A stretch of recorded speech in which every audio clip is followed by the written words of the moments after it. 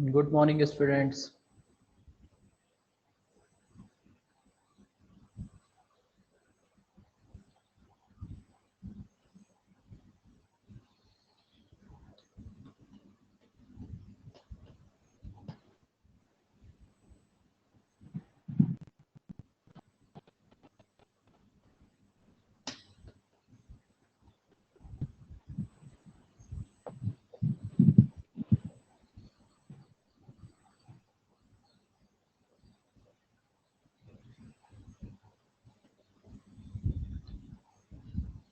अभी सबने ज्वाइन भी नहीं किया। चलो अभी 2 मिनट है, आई थिंक आ जाएंगे सब लोग। तो कल हम लोग क्या कर रहे थे? कल हम लोग क्वेश्चंस कर रहे थे ना, single bond SBCR, single bond covalent radius से रिलेटेड, जो हमने डिफरेंट फॉर्मूले पढ़े थे for homonuclear diatomic molecule and heteronuclear diatomic molecule, है ना। एक दो क्वेश्चन मैंने आपको करवाए थे।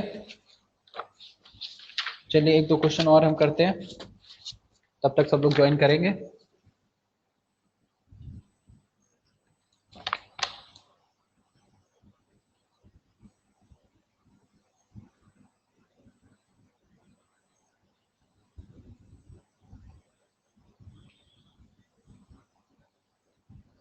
NH3, this is Cl, this is Cl and this is NH3।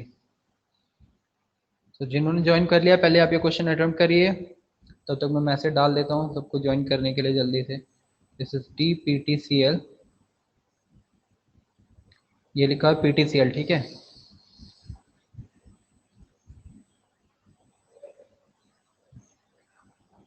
This is DPT, ये जो प्लेटिनम लिखा है PTCl। बॉन्ड लेंथ या फिर internuclear distance between PT and Cl दिया हुआ क्वेश्चन में 2.32 एंगस्ट्रॉम, ठीक है। तो आपको बताना है DClCl क्या होगा। पहले ए में बताइए आंसर, तब तक मैं बी देता हूँ। रुकिए 1 मिनट, मैसेज डाल दूं मैं।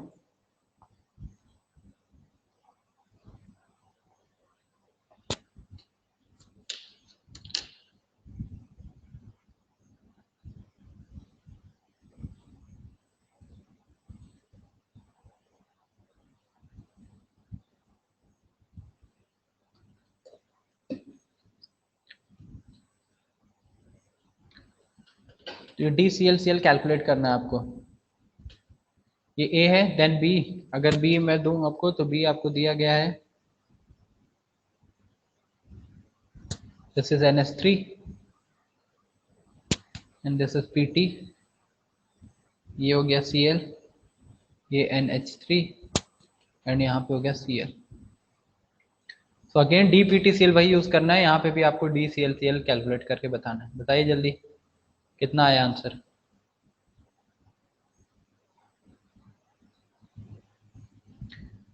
Can you please explain question. ठीक है साक्षी, देखो क्वेश्चन ये है, ये एक कंपाउंड कोई दिया हुआ है जिसमें NH3Cl इस तरीके से बॉन्ड दे रखा है। ये एक डायग्राम के थ्रू दिया, पूरा क्वेश्चन लिखने की क्या जरूरत है, आप सीधा समझ जाओ।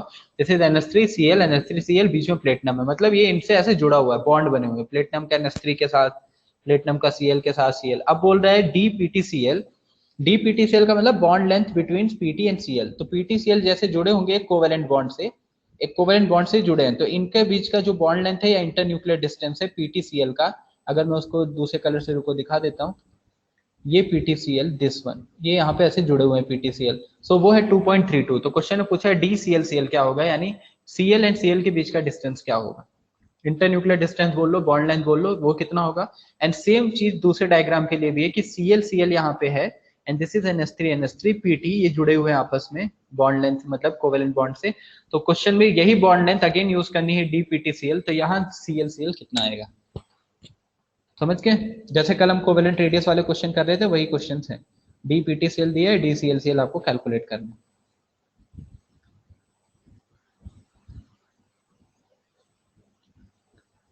बताओ क्या आएगा।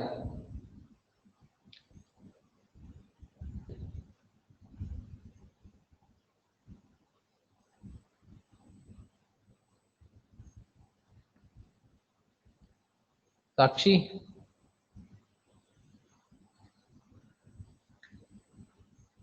आया किसी का आंसर। चलिए फर्स्ट के लिए बात करते हैं। फर्स्ट के लिए आपको दिया है दिस इज पीटी, अभी भी सारे बच्चे आए नहीं हैं। दिस इज पीटी, ये है NH3, this is NH3, this is Cl and this is Cl। आपको क्वेश्चन में बोल रहा है DPTCl, ये पहला मैं बता रहा हूँ, DPTCl जो दिया हुआ है वो कितना दिया है आपको 2.32 एंगस्ट्रॉम। तो जब मैं इसको देखूंगा तो ये देखो PTCl के बीच का डिस्टेंस सीधा दिया है 2.32, तो ClCl के बीच का डिस्टेंस कितना हो जाएगा, इसका जस्ट 2 टाइम हो जाएगा। तो ClCl के बीच का डिस्टेंस ये हो जाएगा। तो अगर मुझे बोला जा रहा है DClCl कितना होगा, तो DClCl will be 2 into DPTCl। Diagram देख के पता चल रहा है हमें भाई PTCl का जितना इधर डिस्टेंस होगा उतना इधर डिस्टेंस होगा, तो वो दोनों का अगर मैं 2 टाइम्स कर दूं DPTCl का, तो DClCl आ जाएगा, है ना। सो वो वैल्यू यहाँ पे पुट करते हैं, तो 2 into 2.32, तो 2 into 2.32 वैल्यू कितनी आ जाएगी 4.64 एंगस्ट्रॉम। ये हो गया पहला आंसर, ठीक है, ये हो गया पहला आंसर। अब दूसरे क्वेश्चन की बात करें, जो दूसरा क्वेश्चन बी दिया हुआ है,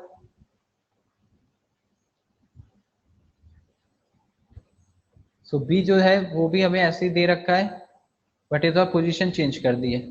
पोजीशन क्या कर दी, यहाँ Cl डाल दिया, यहाँ NH3 और NH3 डाल दिया, एंड PT अगेन सेंटर पे, ये ऐसे जुड़ा हुआ है। अब इस बार भी हमको DPTCl वही यूज करना है, तो DPTCl 2.32, so 2.32 angstrom, so DPTCl 2.32 angstrom and DClCl calculate करना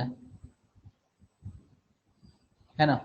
तो देखो क्या करेंगे अब इस डायग्राम में अगर मैं आपको यहाँ पे रिप्रेजेंट करूँ, तो ये देखो ये हो गया PTCl के बीच का डिस्टेंस, तो इसको मैं अलग से यहाँ बना रहा हूँ, तो ये हो गया PT, ये Cl एंड ये Cl, तो ये इनके बीच का एक बॉन्ड होगा और एक ऐसे होगा PT एंड Cl।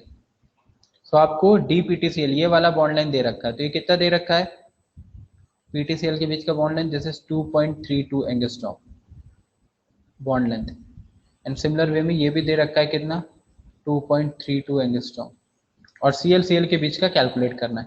तो अगर मैं ClCl के बीच का ले लूँ कितना, ये ClCl ये मैंने ले लिया कितना x, सो ये ClCl के बीच का डिस्टेंस आ जाएगा, दिस इज मैंने अज्यूम कर लिया x, तो पाइथागोरस थ्योरम लग जाएगा क्योंकि ये एंगल कितना हो जाएगा 90, तो एंगल 90 है, तो x का स्क्वायर कितना हो जाएगा DPTCl का square, a square plus b square जो हम करते थे, DPTCl का स्क्वायर, तो X square is equal to, ये वैल्यू आप पुट कर दोगे 2.32 का स्क्वायर प्लस 2.32 का स्क्वायर, है ना। सो एक्स स्क्वायर दोनों को ऐड कर देंगे तो 2 इंटू 2.32 का स्क्वायर सीधा बन जाएगा 2 इंटू 0.32 का स्क्वायर, है ना। अब इसके बाद x की वैल्यू निकालनी है, x की वैल्यू निकालने के लिए हम क्या करेंगे, अंडर रूट ले लेंगे, 2.32 बाहर आ जाएगा, 2.32 इंटू अंडर रूट 2, वहां से x की वैल्यू आ जाएगी, आंसर आ जाएगा। समझ गए, आगे कैलकुलेट कर लेंगे ना, x की वैल्यू बस निकालनी है, आगे कैलकुलेट कर लेंगे सब लोग।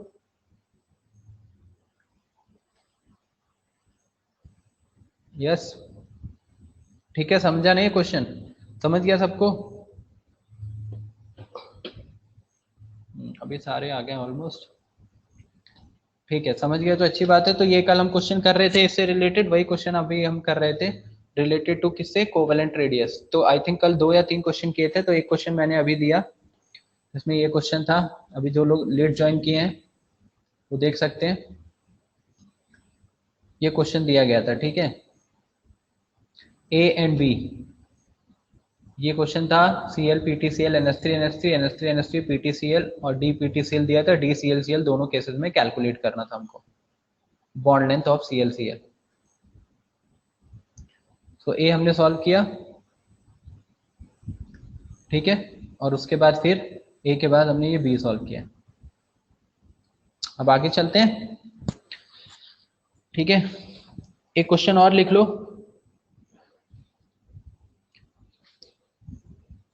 उसके बाद हम आगे पढ़ेंगे ASCL, the ASCL bond distance, the ASCL bond distance, the ASCL bond distance in ASCL3 is 2.2 angstrom. 2.2 angstrom. Calculate the covalent radius of AS. Calculate the covalent radius of AS. सबको करना है, ठीक है? Calculate the covalent radius of AS. Covalent radius of, calculate the covalent radius of AS.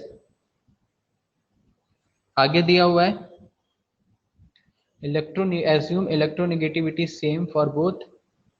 Assume electronegativity same for both. अब heteronuclear का case है, but electronegativity question में बोल रहा है सेम यूज करनी है, और साथ में रेडियस ऑफ सीएल आपको क्वेश्चन में दिया गया है 0.99 एंगस्ट्रॉम। सॉल्व करिए जल्दी से और बताइए क्या आएगा।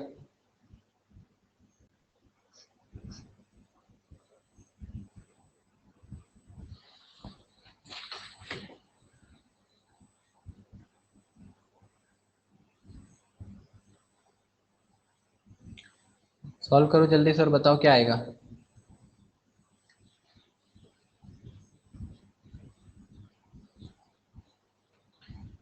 ASCL bond distance in ASCL3, 3 CL दिखाने हैं, कैसे भी दिखा दो आप, अभी तक के लिए तो ये ऐसे कैसे भी दिखा सकते हैं। ASCL बॉन्ड डिस्टेंस मतलब DASCL, ये आपको क्वेश्चन में दे रखा है कितना, 2.2 angstrom. Calculate the covalent radius of AS, हमको AS की कोवेलेंट रेडियस कैलकुलेट करनी, मतलब RAS। आंसर आया है उद्यन का 1.21, साक्षी 1.21 एंगस्ट्रॉम, ठीक है। एंड RCL आपको क्वेश्चन में दिया है 0.99 एंगस्ट्रॉम, ठीक है। तो RS दिया हुआ है, RS कैलकुलेट करना है, RCL दिया 0.99 एंड DASCL दिया 2.2 एंगस्ट्रॉम। तो 2.2 माइनस 0.99 कितना आ जाएगा, 1.2, ठीक है।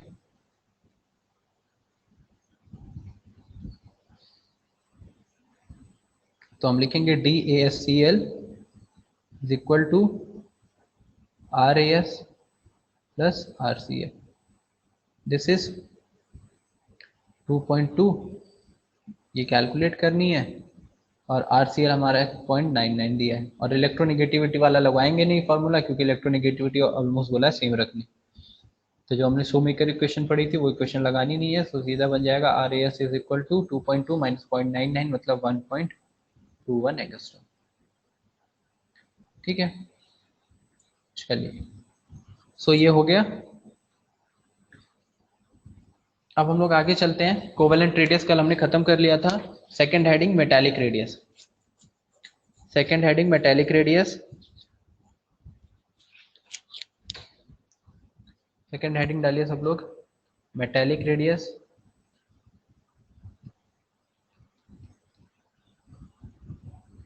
मेटालिक रेडियस या फिर इसी को हम क्रिस्टल रेडियस भी बोलते हैं, ठीक है। तो वो भी आप लिख सकते हैं क्रिस्टल रेडियस,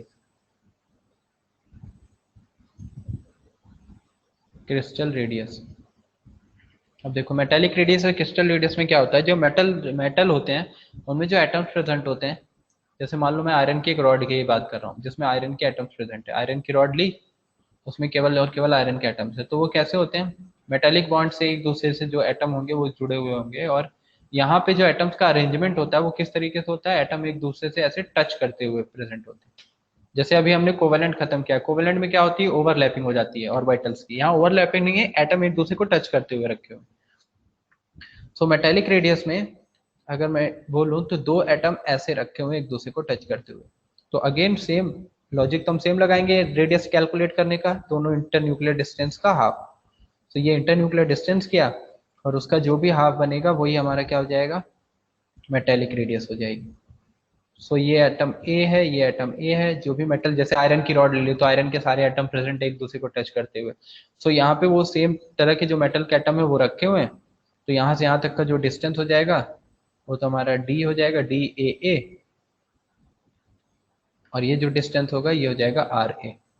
ठीक है, समझ गए? तो मेटल मेटल में क्या होता है, जो एटम्स होते हैं उनका जो अरेंजमेंट होता है वो कैसा होता है, एक दूसरे को टच करते हुए प्रेजेंट होते हैं। ठीक, तो इसमें लिखिए अब मेटालिक रेडियस में, फिर ये डायग्राम बनाइएगा। लिखिए मेटालिक रेडियस में, it is defined as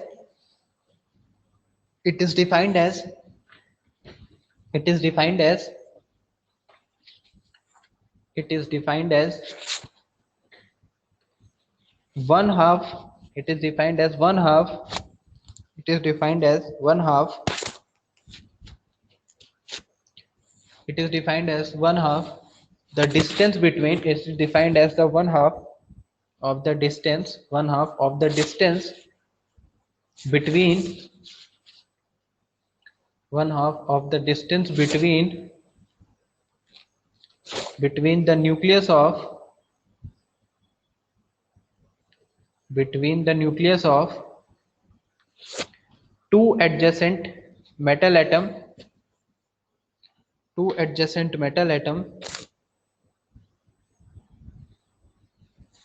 in the metallic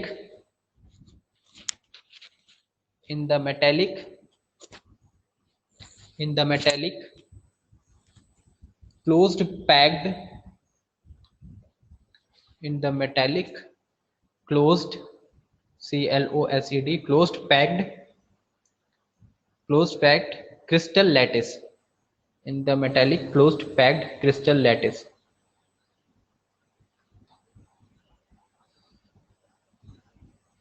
in the metallic crystal closed packed crystal lattice.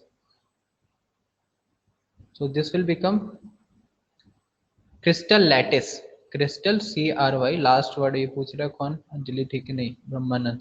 So this is crystal lattice, LATTIC lattice, closed packed crystal lattice. Lattice structure बनता है इनका, ठीक है, वो solid state में हम पढ़ेंगे लैटिस स्ट्रक्चर का, लैटिस एनर्जी जो आएगी, अभी के लिए उसका मतलब नहीं है. सो उस तरह का अरेंजमेंट होता है इसका. बस ये आपको याद रखना है कि मेटालिक रेडियस में क्या होगा, जो एटम्स होंगे वो क्या होंगे, एक दूसरे को टच करते हुए प्रेजेंट है. So D A A is equal to क्या हो जाएगा, R A plus R A. So D A A will be equal to 2 RA and R A अगर हम कैलकुलेट कर रहे हैं रेडियस ऑफ एटम है, so it will be D A A by 2.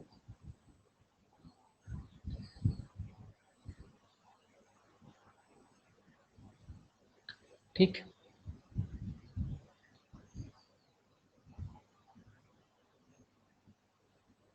Diagram बना लीजिए और ये नोट कर लीजिए.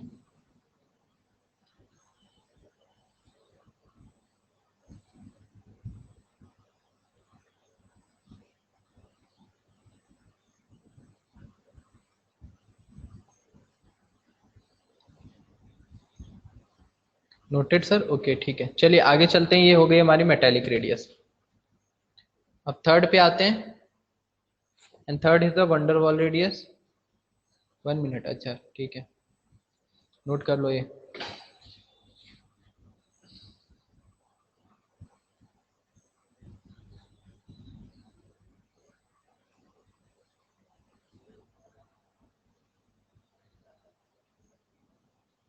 नोट कर लिया गायत्री, ओके चलिए.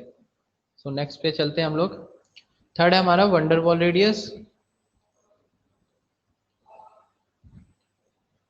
वंडरवॉल्स रेडियस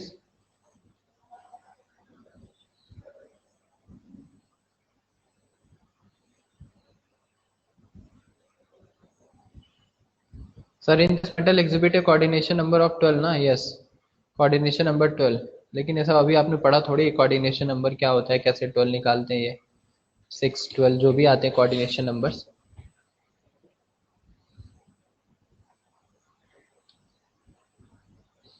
तो अभी कोऑर्डिनेशन नंबर पे मत जाओ, ठीक है. तो थर्ड वंडरवॉल रेडियस, इसमें लिखिए, समझाता हूँ फिर मैं. It is half of the distance, it is equal to half of the distance, it is equal to van der Waals radius में, it is equal to half of the distance, it is equal to the half of the distance between, it is equal to half of the distance between the nucleus of, between the nucleus of, between the nucleus of two non-bonded, between the nucleus of two non-bonded, between the nucleus of two non-bonded neighboring atoms, neighboring atoms, non-bonded neighboring atoms of two adjacent molecules, neighboring atoms of two adjacent molecules, non-bonded neighboring atoms of two adjacent molecules in solid state, in solid state.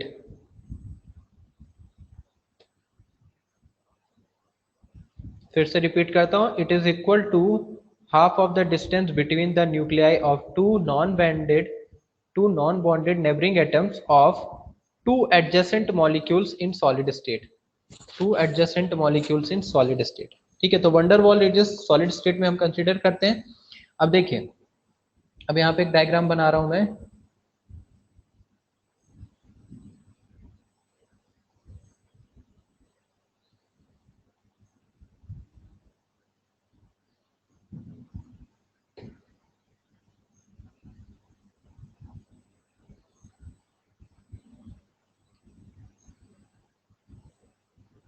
तो देखो, ये इसको आप consider कर लो, ये कोई molecule हमने लिया है. मैंने दो डिफरेंट एटम वाले भी ले लिए हैं. मैं सारे एग्जांपल आपको अभी बताता हूँ. ये ए बी, अब ये बी ही है, ठीक है. अब अगर आपको सेम उतना साइज का नहीं दिख रहा हो तो एज्यूम कर लो मैंने अपनी तरफ से उतने साइज का बनाया. सो ए बी दो डिफरेंट एटम, जहाँ पे ए को मैंने थोड़ा बड़ा दिखाया, बी को थोड़ा सा छोटा दिखाया. सो ये कोई मॉलिक्यूल्स हो सकते हैं, ठीक है. अब वो सेम मॉलिक्यूल्स भी हो सकते हैं, डिफरेंट मॉलिक्यूल्स. तो अगर मुझे वंडरवॉल रेडियस क्या होती है, पहले तो वंडरवॉल फोर्स की बात करते हैं. अब देखो, जैसे वंडरवॉल फोर्स क्या होता है, जो एक मॉलिक्यूल दूसरे मॉलिक्यूल से एक सर्टेन डिस्टेंस पे प्रेजेंट होता है, वो किस फोर्स के थ्रू होता है, वो वंडरवॉल फोर्स. जैसे मैंने एक कंटेनर लिया, अब इस कंटेनर में मैंने कोई गैस भर दी, मान लो O2. तो O2 का एक मॉलिक्यूल यहाँ है, एक मॉलिक्यूल यहाँ है, एक मॉलिक्यूल यहाँ है. गैस की डेफिनेशन के अकॉर्डिंग सबने 9th-10th में पढ़ा है कि compare to solid liquid, gas के मॉलिक्यूल क्या होते हैं, एक दूसरे से बहुत दूर दूर होते हैं. करेक्ट है ये. बट फिर भी इसका मतलब ये नहीं कि ये एक दूसरे से बहुत ही ज्यादा दूर चले जाएंगे या बहुत ज्यादा पास भी आ सकते हैं. एक सर्टेन डिस्टेंस होगा जो इन दोनों को, मतलब एक सर्टेन फोर्स है जो इन दोनों को एक सर्टेन डिस्टेंस पे रखेगा, इन मॉलिक्यूल्स को. ठीक है, तो इन मॉलिक्यूल्स को एक सर्टेन डिस्टेंस पे जो रखने वाला फोर्स है, वही क्या है, वंडरवॉल फोर्स है. उस फोर्स को हम बोलते हैं वंडरवॉल फोर्स. अब वो वंडरवॉल फोर्स क्या है, नेचर में बहुत वीक फोर्स होता है, मतलब हम इजिली एक मॉलिक्यूल को दूसरे मॉलिक्यूल से दूर ले जा सकते हैं. खैर, उसके नेचर के हम बाद में बात करते हैं. तो ये जो मॉलिक्यूल्स हैं, इनको एक दूसरे के से जो बांधे रख रहा है, वो हमारा वंडरवॉल फोर्स है. अब ये मैंने ऑक्सीजन गैस ली थी, मान लो मैंने कोई ले ली गैस, कौन सी गैस, हमारी इनर्ट गैस है, जैसे हीलियम ले लिया, नियॉन ले लिया.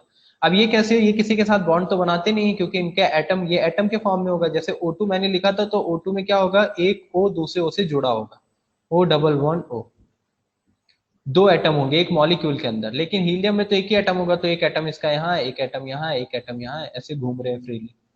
हीलियम गैस जो है वो ऐसे फ्रीली घूम कर रहे, एक एक एटम है, ये मॉलिक्यूल्स नहीं है, क्योंकि मॉलिक्यूल तो बनेगा ही नहीं उसका. आपको भी पता है ये इनर्ट गैस है, कंप्लीट शेल है, तो बॉन्डिंग करते नहीं, किसी के साथ बॉन्ड बनाए नहीं, तो ये फ्रीली घूम रहे हैं. लेकिन इनको एक मॉलिक्यूल, ये जो एक एटम है, इस एक एटम को दूसरे एटम से जो बांध के रखने वाला फोर्स है, वही हमारा क्या है, वंडरवॉल रेडियस, वंडरवॉल फोर्स है. और उस वंडरवॉल फोर्स से ही हम कैलकुलेट करेंगे क्या, वंडरवॉल रेडियस. अब देखिए, ये मैंने एक एग्जांपल ले लिया, मान लीजिए ए बी दो डिफरेंट मॉलिक्यूल हैं, और ये इसका ए बी दो डिफरेंट एटम जिनसे एक मॉलिक्यूल ये बन रहा है, ये इसका दूसरा मॉलिक्यूल. तो अगर मुझे बोला जाए कि बी की वंडरवॉल रेडियस कैलकुलेट करो, सो बी की वंडरवॉल रेडियस में कैलकुलेट करने के लिए क्या करूंगा, मैं इन दोनों बी के न्यूक्लियस के बीच का डिस्टेंस और उसका हाफ. और अगर मुझे ए के लिए बोला जा रहा है, सो ए के बीच का ये मैंने डिस्टेंस ले लिया और इनके बीच का हाफ कर दिया. सो ये जो डिस्टेंस आएगा यहां से यहां तक का, ये हो जाएगा आर बी. और यहाँ पे यहाँ से यहाँ तक का जो डिस्टेंस आएगा दैट इज आर ए। ये मैंने डिफरेंट केसेस में लिया। अब अगर मैं सेम एटम ले लूं, जैसे हीलियम का एक एटम है, दूसरा एटम है, तो मैं उसको इस तरीके से दिखा सकता हूँ कि एक एटम हीलियम का यहाँ है, फिर एक एटम यहाँ है। अब ना तो ये एक दूसरे के साथ कोवेलेंट बॉन्डिंग कर रहे हैं, कोवेलेंट बॉन्डिंग करते तो शेयर करते हैं ऑर्बिटल्स का, है ना, शेयर करते इलेक्ट्रॉन, तो उस केस में ऑर्बिटल्स की ओवरलैपिंग होती। और ना तो ये मेटेलिक है, मेटेलिक में एक दूसरे को टच करते हुए रखे होते हैं, तो यहाँ टच भी नहीं है, एक दूसरे से सर्टेन डिस्टेंस पे है ये। तो यहाँ पे अगर मुझे रेडियस कैलकुलेट करनी हो तो सारे एटम तो सेम ही होंगे, क्योंकि सब के सब हीलियम के एटम है। ये भी मान लिया मैंने हीलियम का एटम है, ये भी हीलियम का एटम है, हीलियम का एटम है, ये भी हीलियम का एटम, सब एक तरह के एटम्स हैं। तो इनके बीच में अगर मुझे वंडर वॉल रेडियस निकालनी, तो कहीं भी, चाहे मैं यहाँ का डिस्टेंस ले लूँ, यहाँ का ले लूँ, और इनके बीच का जो हाफ ऑफ द डिस्टेंस होगा वही हमारा आर एच ई बन जाएगा। तो उसको मैं आर ए से रिप्रेजेंट कर दे रहा हूँ, क्योंकि मैंने ये मान लेता हूँ ये ए कोई एलिमेंट है। सो ए, हीलियम, नियॉन, आर्गन, ये सब जो गैसेज है किसी के साथ बॉन्ड नहीं बनाती, तो ये कैसे एग्जिस्ट करेंगी, एटॉमिक फॉर्म में। तो एटॉमिक फॉर्म में तो ये ए, ये ए, ये ए। तो वंडर वॉल रेडियस जो होगा, यहाँ पे एटम ना तो एक दूसरे के साथ टच करते रहे हुए होंगे जैसा कि हमने मेटेलिक रेडियस में देखा, ना तो ऑर्बिटल्स की ओवरलैपिंग होगी जैसा कि कोवेलेंट बॉन्डिंग में होता है। सो अगर अलग अलग एटम है तो इस तरीके से हम बी ए का निकाल सकते हैं, और सेम एटम है तब तो किसी भी तरीके से आप डायरेक्टली निकाल सकते हैं। ठीक है। सो वंडर वॉल रेडियस हम यहाँ से कैलकुलेट करते हैं। तो डेफिनेशन आपने लिख ली, अब ये डायग्राम आगे बना लीजिए।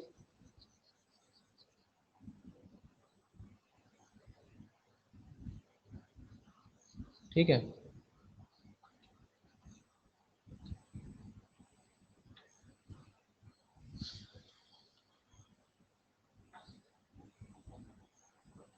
तो ये पूरा डिस्टेंस मैं यहाँ से यहाँ तक का दिखाता हूँ।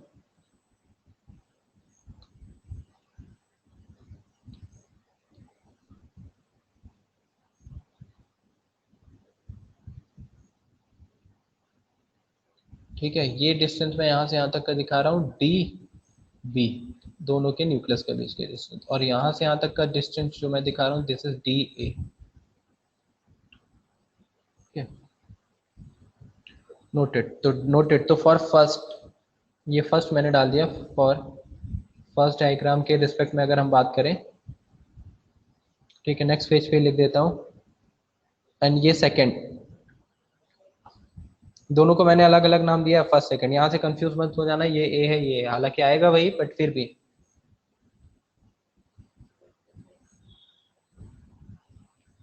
तो देखो, मैं फर्स्ट के लिए अगर बात कर रहा हूँ, फर्स्ट डायग्राम के लिए, तो मैं लिखूंगा डी ए ए।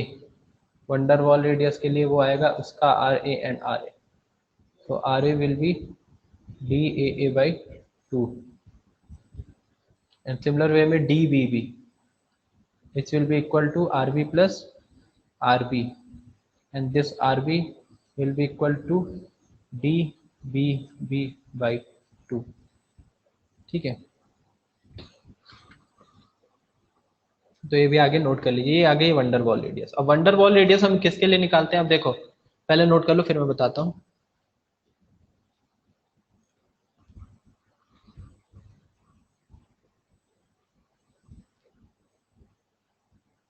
या it's only for gases, but still उसमें भी हम मेनली इनर्ट गैसेस के लिए हम वंडर वॉल, मतलब इनर्ट गैसेस की अगर बात हो रही है तो उनके वंडर वॉल रेडियस ही कैलकुलेट कर सकते हैं। गैसेस में जैसे ऑक्सीजन है, हाइड्रोजन, इनका हम आपस में एटम के लिए कोवेलेंट रेडियस को भी कंसीडर कर सकते हैं, क्योंकि आपको पता है उनमें कोवेलेंट रेडियस भी आएगी, और साथ में उनकी हम वंडर वॉल रेडियस भी कैलकुलेट कर सकते हैं। बट इनर्ट गैसेस में केवल वंडर वॉल रेडियस आएगी।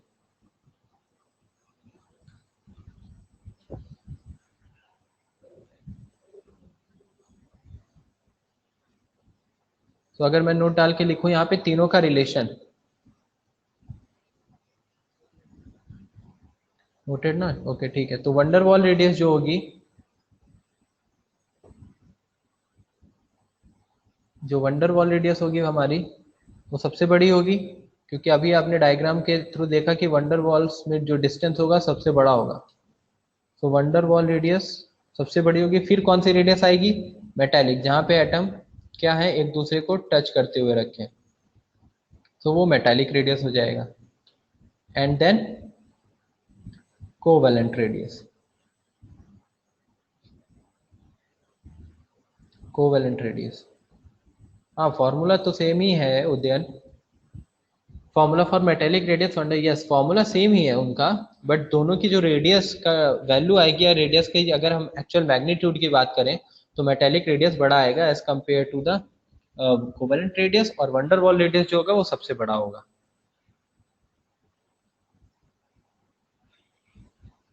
ठीक है, तो डायग्राम में आप देख सकते हैं, मतलब किसी अगर किसी एक ही एटम के लिए हम डिफरेंट रेडियस को कंसीडर कर रहे हैं तो उसमें वंडर वॉल रेडियस जो होगी वो सबसे बड़ी होगी, then metallic radius, then covalent radius.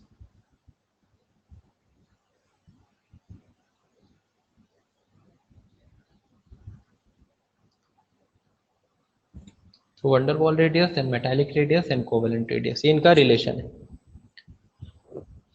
जहां पे हम वंडर वॉल रेडियस किसके लिए कंसीडर करेंगे, for the nerd gases.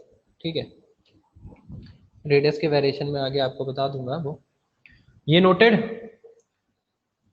Okay understood ना, ठीक है अंडरस्टूड तो अच्छी बात है। चलिए नेक्स्ट आगे चलते हैं।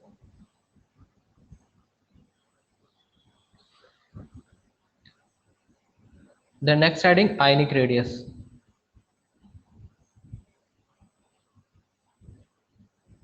आयनिक रेडियस, ठीक है, वंडर वॉल रेडियस हो गया एंड मेटेलिक रेडियस हो गया। नेक्स्ट आयनिक रेडियस, इसमें लिखिए पहले डेफिनेशन लिख लिए, it is defined as,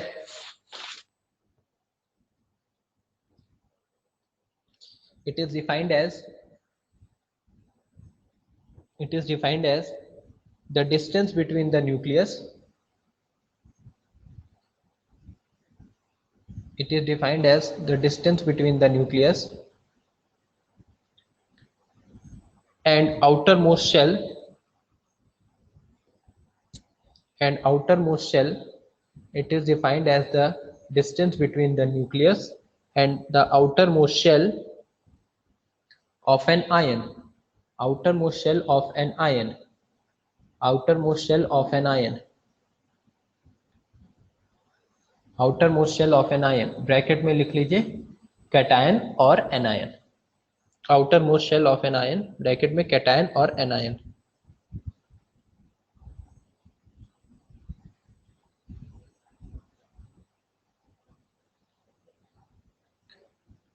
cation और एनायन, ठीक है। अब कैटायन एनायन सबको पता है, कैटायन का मतलब जो हमारा न्यूट्रल एटम है उस पर जब पॉजिटिव चार्ज आएगा तो कैटायन का फॉर्मेशन करेगा, तो मैं वो सब लिखवा नहीं रहा हूँ, सब लोग 9th-10th में इतना तो पढ़ के आते हैं।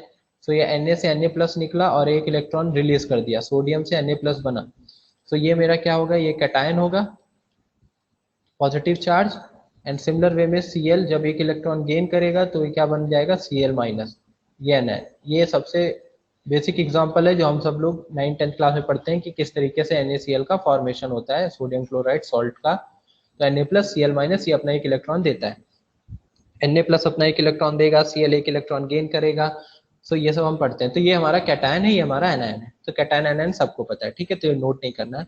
तो आयनिक रेडियस की डेफिनेशन लिख ली सबने कि आयनिक रेडियस में हम क्या डिफाइन कर रहे हैं कि न्यूक्लियस से लेके आउटर मोस्ट शेल के बीच का डिस्टेंस ऑफ एन आयन, जो भी कैटायन या एनायन बना होगा उसके आउटर मोस्ट शेल के रिस्पेक्ट में हम डिफाइन करेंगे आयनिक रेडियस, ठीक है।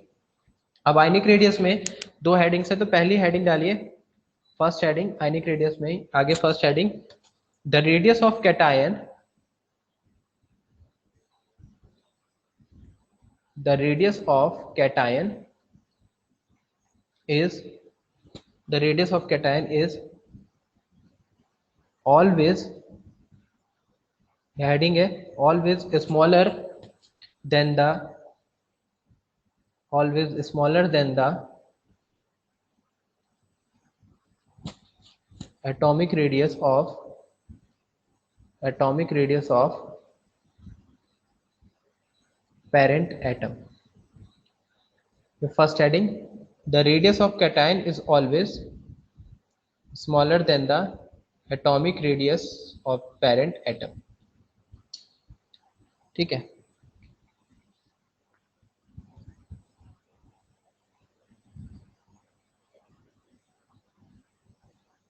आगे चले, नोट कर लिया था ना सबने।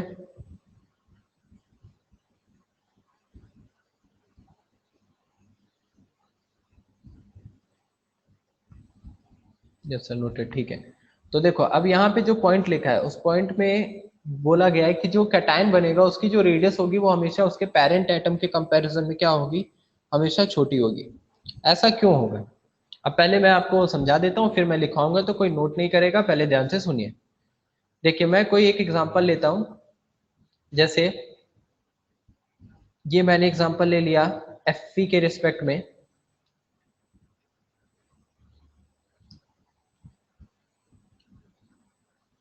मैं ए एल का ही ले लेता हूँ एफ, फिर आपको एटॉमिक नंबर से समझ नहीं आएगा। चलो A L plus to, A L plus three, सबको पता है ए एल की ये 3 इलेक्ट्रॉन 3 वैलेंसी दिखाता है, 3 इलेक्ट्रॉन निकालता है ना।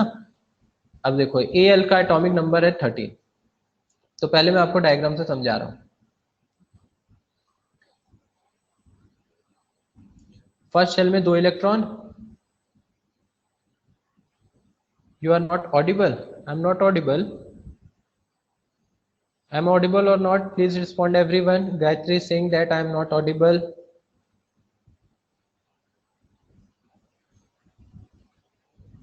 Audible. Okay. Sakshi Udyan. Gayatri, please check your connection because everyone is saying that I am audible.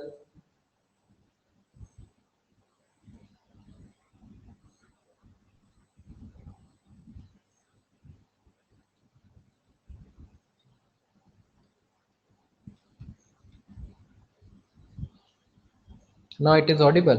Okay, ठीक है। ओके अब सब लोग ध्यान से सुनिए इधर। ये एल है, ये एल को मैंने रिप्रेजेंट किया, मैंने आपको डायग्राम से मैं समझा रहा हूँ, एक बार समझ लीजिए, नीड नहीं होगी इसको बनाने की। पहले शेल में 2, सेकंड शेल में 8, थर्ड शेल में 3 इलेक्ट्रॉन, ये मैंने रेड वाले दिखाए। अब इस एल्यूमिनियम में 13 इलेक्ट्रॉन है, 13 प्रोटॉन है। अगर बोला जाए इसका सिग्मा कैलकुलेट करो तो सिग्मा हम कैलकुलेट कर सकते हैं, स्किनिंग कांस्टेंट हम सबने सीखा है। बोला जाए जेड इफेक्टिव कैलकुलेट करो वैलेंस इलेक्ट्रॉन पे, वो भी हम निकाल सकते हैं कि इफेक्टिव न्यूक्लियर चार्ज यानी effective attraction force, actual attraction force कितना होगा आउटर मोस्ट शेल के इस इलेक्ट्रॉन पे, अट्रैक्शन फोर्स न्यूक्लियस का कितना लग रहा होगा। बट उस चीज को अभी मैं अगर बोलूं कि वो एग्जैक्टली आप कैलकुलेट कर सकते हैं, वो निकाल सकते हैं मैं रैंडम ऐसे बोल रहा हूं कि आप ऐसे ही सोचो कि ऑन एवरेज अगर मैं बात करूं, मैं यहाँ फॉर्मूले की बात नहीं कर रहा हूँ, ऑन एवरेज बात कर रहा हूं मैं, कि 13 इलेक्ट्रॉन है 13 प्रोटॉन है, ठीक है, सेंटर में 13 प्रोटॉन होगा और 13 इलेक्ट्रॉन है। तो हर इलेक्ट्रॉन पे, इलेक्ट्रॉन से मैं पूछ रहा हूं, हर इलेक्ट्रॉन पे ऑन एवरेज कितने प्रोटॉन का फोर्स आ रहा होगा, ऑन एवरेज मैं पूछ रहा हूं, ऐसे जनरली। तो हम ये बोल सकते हैं कि हर इलेक्ट्रॉन पे 1 प्रोटॉन का फोर्स आ रहा होगा, मतलब 1 इलेक्ट्रॉन पे 1 प्रोटॉन का फोर्स, क्योंकि 13 इलेक्ट्रॉन है 13 प्रोटॉन है। एक्चुअली ऐसा नहीं हो रहा होगा, ये हमको भी पता है कि इनर शेल के जो इलेक्ट्रॉन्स हैं उस पर अट्रैक्शन फोर्स ज्यादा होगा, जैसे जैसे दूर जाएंगे जेड इफेक्टिव कम होता जाएगा, ये तो हमको पता है। बट मैं ऐसे समझाने के लिए आपको बोल रहा हूँ कि आप एज्यूम करो कि 13 इलेक्ट्रॉन है 13 प्रोटॉन है, तो मैं बोल सकता हूँ कि 1 इलेक्ट्रॉन पे 1 प्रोटॉन का अट्रैक्शन फोर्स लग रहा होगा ऑन एवरेज। अब अगले केस में जब मैं Al प्लस पे आया, सो Al प्लस वाले केस में होगा क्या, मैंने इलेक्ट्रॉन कम किया, तो इस बार 12 इलेक्ट्रॉन है 13 प्रोटॉन है। तो अब ऑन एवरेज अगर मैं पूछूं, ऑन एवरेज से आपको समझ में आएगा, इसलिए मैं इसको एग्जांपल लेके चल रहा हूं कि मैंने इलेक्ट्रॉन कम कर दिया 12, प्रोटॉन मैंने 13 ही रखे हैं, क्योंकि सेंटर से तो मैं प्रोटॉन निकाल नहीं रहा हूं। तो ऑन एवरेज अब 1 इलेक्ट्रॉन पे अगर मैं पूछूं तो क्या एक ही प्रोटॉन का फोर्स लगेगा, या उससे कम लगेगा, या उससे ज्यादा लगेगा, मतलब मोर देन वन प्रोटॉन, या लेस देन 1 प्रोटॉन, या इक्वल टू 1 प्रोटॉन, कितना अट्रैक्शन फोर्स लग रहा होगा। तो हम बोल सकते हैं कि यहाँ पे जो ऑन एवरेज 1 प्रोटॉन से ज्यादा वैल्यू लगेगी, क्योंकि 13 प्रोटॉन आ गए, 12 इलेक्ट्रॉन है, मोर देन 1, करेक्ट है ना साक्षी, मोर देन 1 साक्षी ने बोला। सो मोर देन 1 1 प्रोटॉन से ज्यादा का फोर्स लग रहा होगा। अब अगले केस में मैं आया, सो यहाँ 11 इलेक्ट्रॉन हुए, प्रोटॉन अभी भी 13 है, तो अब फोर्स और बढ़ जाएगा, क्योंकि न्यूक्लियस में मैं चेंज ही नहीं कर रहा हूं और इलेक्ट्रॉन में कम करता जा रहा हूं, तो न्यूक्लियस अपने आप फोर्स बढ़ाता जाएगा, क्योंकि प्रोटॉन तो 13 ही है, जबकि इलेक्ट्रॉन में कम कर रहा हूँ 11 इलेक्ट्रॉन। फिर अगले केस में मैं आया और मैंने यहाँ 10 इलेक्ट्रॉन कर दिए, प्रोटॉन अभी भी मेरा 13 ही है, तो हर बार फोर्स बढ़ता जाएगा। मतलब मैं ऐसे बोलूं कि जब मैं इधर मूव कर रहा हूं ऐसे, मतलब एल से L plus two L plus three, तो मेरा जेड इफेक्टिव अगर मैं ओवरऑल निकालूंगा भी, तो वो जेड इफेक्टिव जो होगा वो इंक्रीज करेगा, जेड इफेक्टिव इंक्रीज करेगा, जेड इफेक्टिव इंक्रीज करेगा, क्योंकि नंबर ऑफ इलेक्ट्रॉन कम होते जा रहे हैं जबकि प्रोटॉन उतने ही प्रेजेंट है। सो ओवरऑल जो न्यूक्लियर चार्ज होगा, अट्रैक्शन फोर्स जो होगा वो बढ़ता जाएगा क्योंकि इलेक्ट्रॉन कम होते जा रहे हैं। तो जैसे जैसे इलेक्ट्रॉन निकल रहा है, जैसे जैसे इलेक्ट्रॉन निकलता जाएगा, वैसे वैसे इफेक्टिव न्यूक्लियर चार्ज बढ़ेगा, मतलब अट्रैक्शन फोर्स न्यूक्लियस का बढ़ेगा क्योंकि प्रोटॉन उतने ही है। तो न्यूक्लियर अगर इलेक्ट्रॉन बाहर कम हो गए तो ज्यादा नंबर इलेक्ट्रॉन कम हो जाएंगे, प्रोटॉन उतने ही है, तो अट्रैक्शन फोर्स बढ़ जाएगा। सो अट्रैक्शन फोर्स बढ़ेगा तो रेडियस पे क्या फर्क पड़ेगा? जब अट्रैक्शन फोर्स बढ़ेगा तो इलेक्ट्रॉन क्लाउड कॉन्ट्रैक्ट करने लगेगा, तो जो रेडियस होगी वो छोटी होने लगेगी। तो मैं देख रहा हूं कि यहाँ पे जो जेड इफेक्टिव का उल्टा ऑर्डर आएगा, तो एल की रेडियस सबसे बड़ी होगी, देन एल प्लस आएगा, then L plus two, L plus three, क्योंकि एल प्लस थ्री की रेडियस, ये रेडियस का ऑर्डर लिखा है, ये जो ऑर्डर लिखा है रेडियस का है, सबसे बड़ी रेडियस इसकी है, फिर रेडियस छोटी होती जा रही है। क्यों? क्योंकि एल प्लस थ्री में जो जेड इफेक्टिव है वो सबसे ज्यादा होगा, क्योंकि नंबर ऑफ इलेक्ट्रॉन कम कर दिए मैंने। सो जेड इफेक्टिव सबसे ज्यादा है, मतलब इफेक्टिव न्यूक्लियर चार्ज ज्यादा होगा। अगर इफेक्टिव न्यूक्लियर चार्ज ज्यादा है, यानी न्यूक्लियस से लगने वाला अट्रैक्शन फोर्स ज्यादा है, तो साइज छोटी हो जाएगी, क्योंकि न्यूक्लियस उसको पुल करेगा, पुल करेगा, साइज छोटी हो जाएगी। इसलिए हमने ये फर्स्ट पॉइंट लिखा है कि जो हमारा कैटायन होता है, वो कैटायन की जो रेडियस होती है वो हमेशा पेरेंट एटम, मतलब ये जो हमारा न्यूट्रल एटम है जो हमने यहाँ दिखाया है एल, सो ये जो मेरा पेरेंट एटम है इसके कंपैरिजन में जो कैटायन होंगे उनकी रेडियस हमेशा छोटी होगी।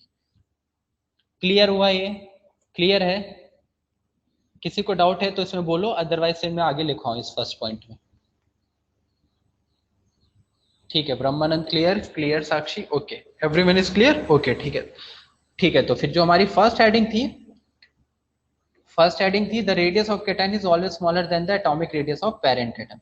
ठीक है, तो अब सबको क्लियर है? तो ठीक है, अब इसमें आगे लिखिए, अब मैं बोल रहा हूँ इसमें लिखिए आगे, फिर मैं एग्जांपल आपको लिखवा दूंगा। इसमें लिखिए the radius of cation, the radius of cation is always smaller because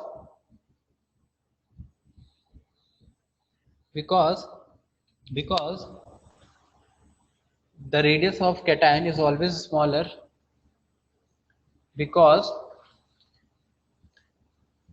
the effective nuclear charge,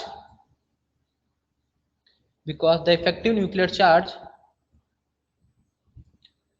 because the effective nuclear charge in case of cation, because the effective nuclear charge in case of cation increases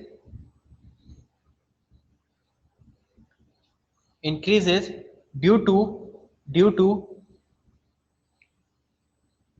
less number of electrons, due to less number of electrons, due to less number of electrons in the cation,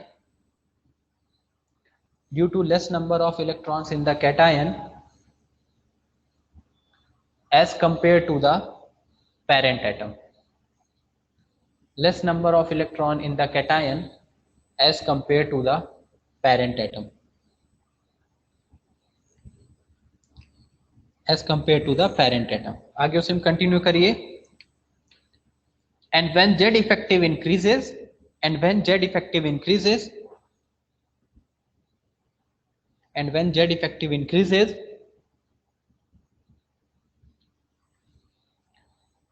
then electron clouds contract, and when Z effective increases,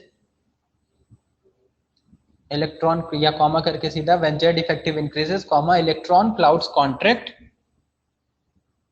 electron clouds contract by which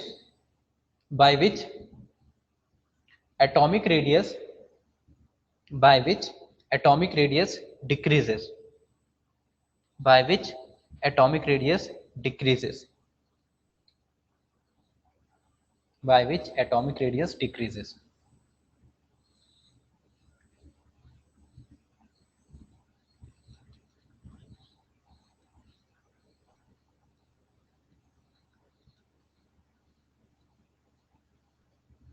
सो अगर मैंने example Na plus की बात की, सो अगर atomic radius की बात करूं तो ये आ जाएगा, ये मैंने लिखा है एटॉमिक रेडियस, पेरेंट एटम की एटॉमिक रेडियस हमेशा बड़ी होगी, और Na प्लस के केस में जेड इफेक्टिव का ऑर्डर है। तो पेरेंट एटम का मैं कंपैरिजन कर रहा हूँ बस कैटायन के साथ। एक कैटायन लिया, एक मैंने पेरेंट एटम लिया, जो फर्स्ट हेडिंग हमने लिखी है। तो Na यहाँ पे एटॉमिक रेडियस देखो इसकी बड़ी होगी, जबकि Na प्लस में जेड इफेक्टिव ज्यादा हो जाएगा। Na प्लस में नंबर ऑफ इलेक्ट्रॉन कम हो गए हैं तो जेड इफेक्टिव इंक्रीज कर जाएगा, और जेड इफेक्टिव Na प्लस का ज्यादा है तो उस केस में उसका जो साइज होगा वो छोटा हो जाएगा। तो इस तरह के कोई भी एग्जांपल, जैसे हमने Al 3 प्लस का ले लिया, Al 3 प्लस का, तो ये एटॉमिक रेडियस हो जाएगा। कैटायन के केस में पेरेंट एटम की जो रेडियस होगी वो हमेशा बड़ी होगी, ठीक है। एंड जेड इफेक्टिव, अब मैं केवल जेड इफेक्टिव जो लिख रहा हूं तो इसका मतलब यही है कि मैं इफेक्टिव न्यूक्लियर चार्ज की बात कर रहा हूं ऑन वैलेंस इलेक्ट्रॉन, तो वैलेंस इलेक्ट्रॉन के रिस्पेक्ट में बात हो रही है, ठीक है। जैसे मैंने पीवी प्लस 2 ले लिया, so this is atomic radius and this one is Z effective।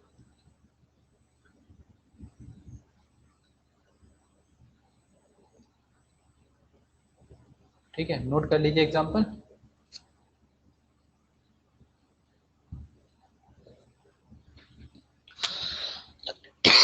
Sorry,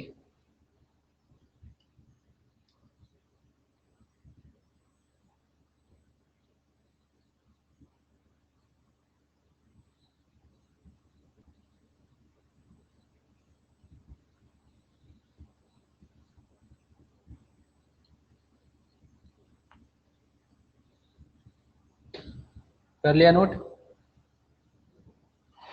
okay.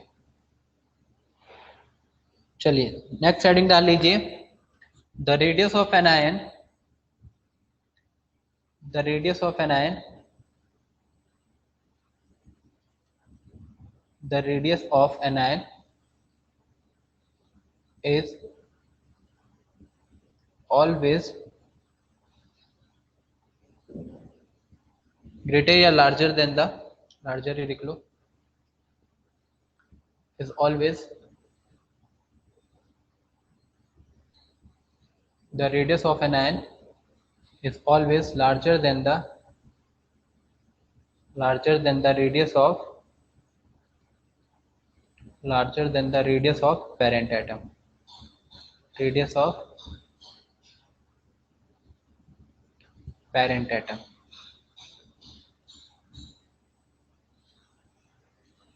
larger than the radius of parent atom, ठीक है। सेम लॉजिक लगाना है। अब जैसे मैं एग्जांपल ले लूं, मान लो O ले लिया, O माइनस ले लिया, O माइनस 2 ले लिया ऑक्सीजन के, तो O लिखा हुआ है तो ऑक्सीजन के लिए यहाँ पे इलेक्ट्रॉन होगा 8 एंड प्रोटॉन भी होगा 8। O माइनस में इलेक्ट्रॉन इस बार हो गया 9, एक इलेक्ट्रॉन बढ़ गया, जबकि प्रोटॉन है 8 ही, और यहाँ पे इलेक्ट्रॉन हो गया 10। इलेक्ट्रॉन में बढ़ाता जा रहा हूँ, प्रोटॉन में सेंटर में बढ़ा ही नहीं रहा हूँ, प्रोटॉन तो 8 ही है। तो अगर प्रोटॉन ही का की तो काम है क्या करना है, अट्रैक्ट करना, जो सेंटर में प्रोटॉन होगा, जो न्यूक्लियस है, वही तो न्यूक्लियस फोर्स अट्रैक्ट कर रहा है, अट्रैक्शन फोर्स लगा रहा है। प्रोटॉन में सेम रख रहा हूँ, इलेक्ट्रॉन में बढ़ाता जा रहा हूँ। तो बताओ जब मैं O से O माइनस जाऊंगा और O माइनस से O माइनस 2 पे जाऊंगा, तो अगर मैं ऐसे बात करूं तो जेड इफेक्टिव पे क्या फर्क पड़ेगा, यानी इफेक्टिव न्यूक्लियर चार्ज, यानी effective attraction force by the nucleus, electron में बढ़ाता जा रहा हूँ और प्रोटॉन में उतना ही रख रहा हूँ, प्रोटॉन में बढ़ा ही नहीं रहा, तो इफेक्टिव न्यूक्लियर चार्ज क्या होगा, कम होगा या ज्यादा होगा, इंक्रीज करेगा या डिक्रीज करेगा, इफेक्टिव न्यूक्लियर चार्ज डिक्रीज करेगा। जेड इफेक्टिव की बात कर रहा हूं मैं, है ना, जेड इफेक्टिव डिक्रीज करेगा, क्योंकि प्रोटॉन मैंने बढ़ाया ही नहीं और इलेक्ट्रॉन में बढ़ाता जा रहा हूँ। प्रोटॉन उतने ही 8 के 8 है, 8 यहाँ भी, 8 यहाँ भी, 8 यहाँ भी, और इलेक्ट्रॉन में बढ़ाता है। तो ऑन एवरेज अगर मैं देखूं यहाँ पे, तो ऑन एवरेज फिर से आप समझ सकते हैं, पहले केस में अगर मैंने बोला कि एक इलेक्ट्रॉन पे एक प्रोटॉन का फोर्स लग रहा है, पहले केस में एक इलेक्ट्रॉन पे एक प्रोटॉन का फोर्स लग रहा है, लेकिन दूसरे केस में इलेक्ट्रॉन मैंने बढ़ा दिया, तो अब एक प्रोटॉन का फोर्स नहीं लगेगा, बल्कि और कम प्रोटॉन का फोर्स लगेगा, है ना। सो जेड इफेक्टिव डिक्रीज करेगा। जेड इफेक्टिव डिक्रीज करने का मतलब, जो जिस अट्रैक्शन से वो पुल, जेड इफेक्टिव का मतलब क्या, अट्रैक्शन फोर्स, वो पुल करना चाहिए। अब अट्रैक्शन फोर्स कम होता जा रहा है, तो साइज कॉन्ट्रैक्ट करेगा या साइज एक्सपेंड करेगा, जो इलेक्ट्रॉन क्लाउड है वो एक्सपेंड करने लगेगा, क्योंकि जेड इफेक्टिव कम होता जा रहा है। जब जेड इफेक्टिव डिक्रीज कर रहा है ऐसे, तो साइज बड़ा होगा, और साइज बड़ा होगा तो रेडियस बढ़ती जाएगी। तो रेडियस का ऑर्डर ये आ जाएगा फॉर एनायन के केस में। समझा? Clear? Anyone having a doubt in this?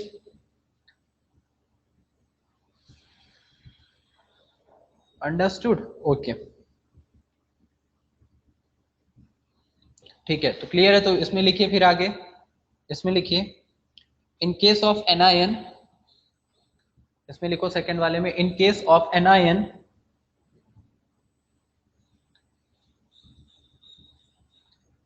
in case of anion the number of electrons are in case of anion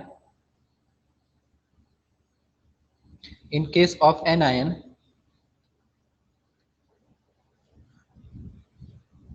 in case of anion the number of electrons are more than the number of electrons are more than the number of protons. Number of electrons are more than the number of proton, by which effective nuclear charge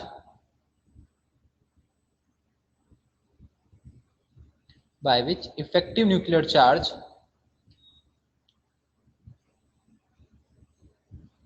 by which effective nuclear charge decreases by which effective nuclear charge decreases by which effective nuclear charge decreases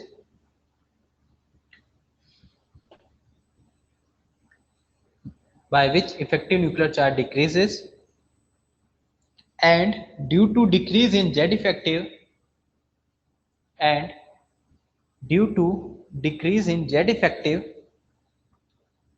and due to decrease in Z effective and due to decrease in Z effective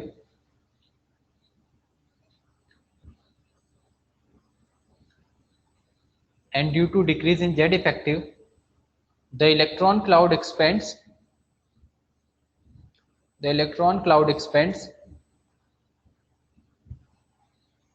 hence atomic radius increases hence atomic radius increases hence atomic radius increases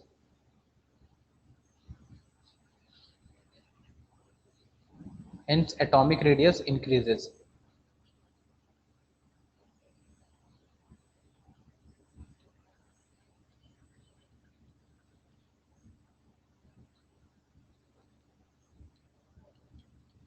hence atomic radius increases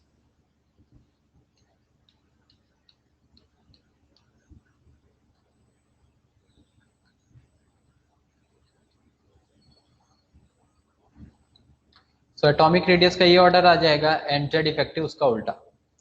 Z effective इस बार कम होता जा रहा है जैसे जैसे anion बन रहा है, तो उस केस में क्या होगा, जेड इफेक्टिव कम हुआ तो अट्रैक्शन फोर्स कम होगा, इलेक्ट्रॉन क्लाउड एक्सपेंड करेगा और एटॉमिक रेडियस इंक्रीज करेगी।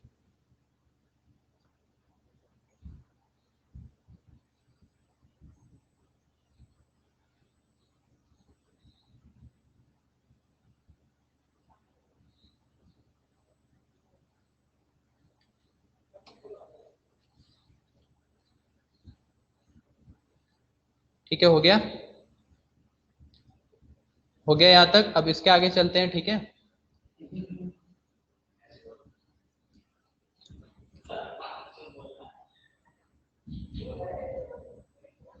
चलिए नेक्स्ट स्लाइड पे नोट डालिए सब लोग।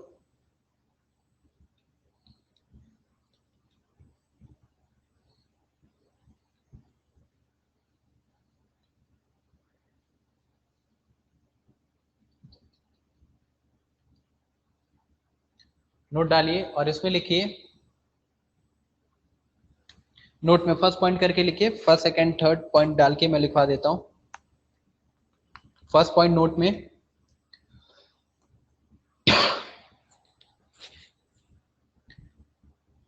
the size of cations, first point,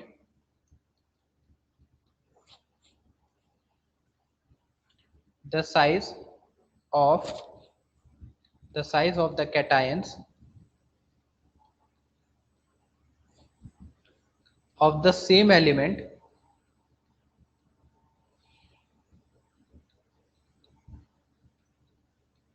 the size of the cations of the same element decreases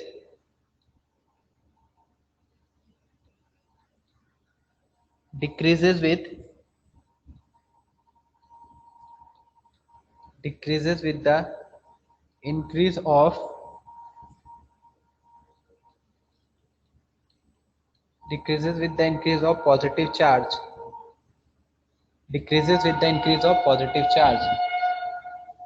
So the size of cations of the same element decreases with the increase of positive charge.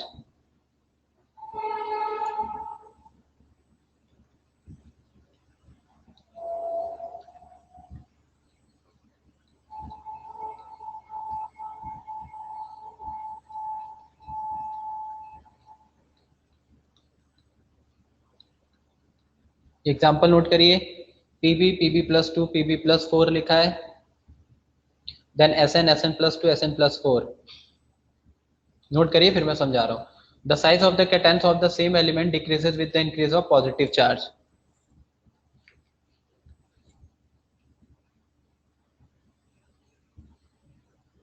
ठीक है.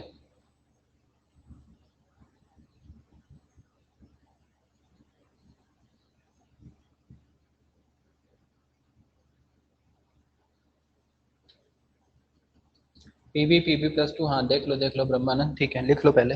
Pb+2 Pb+4 Sn Sn+2 Sn+4.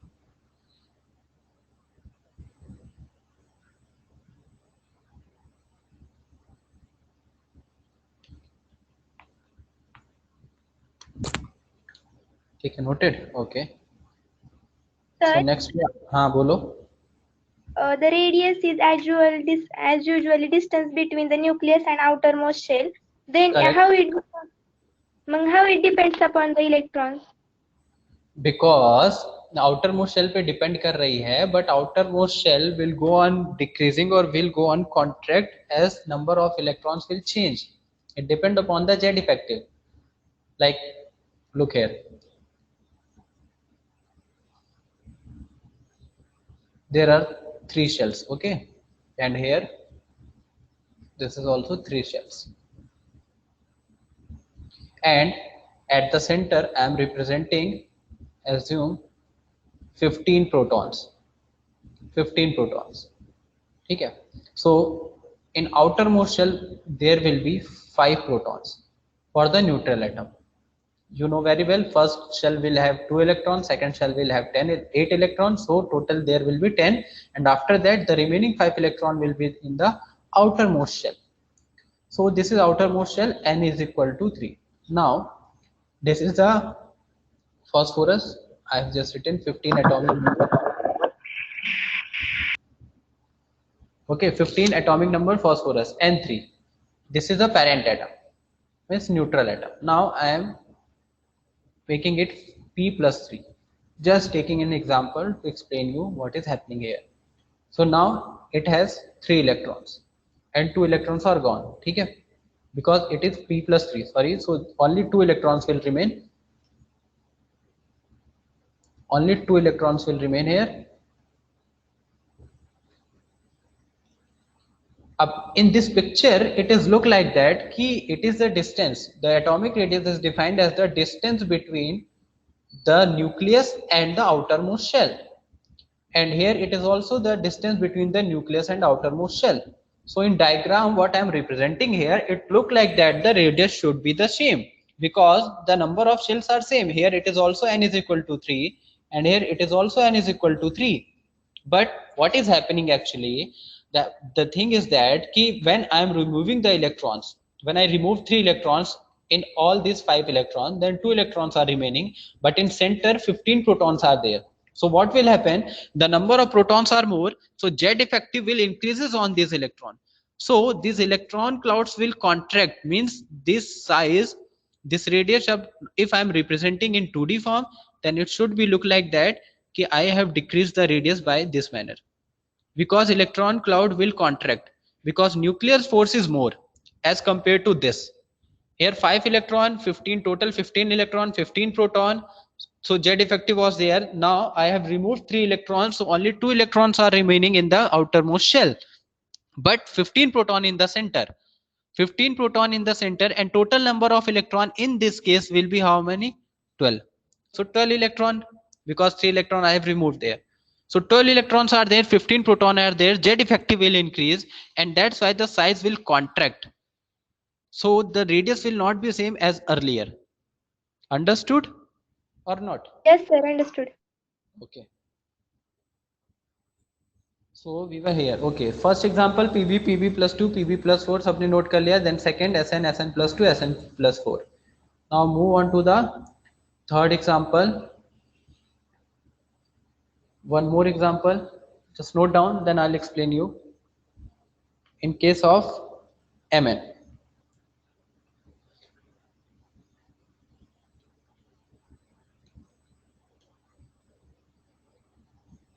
Mn लिखा हुआ है manganese.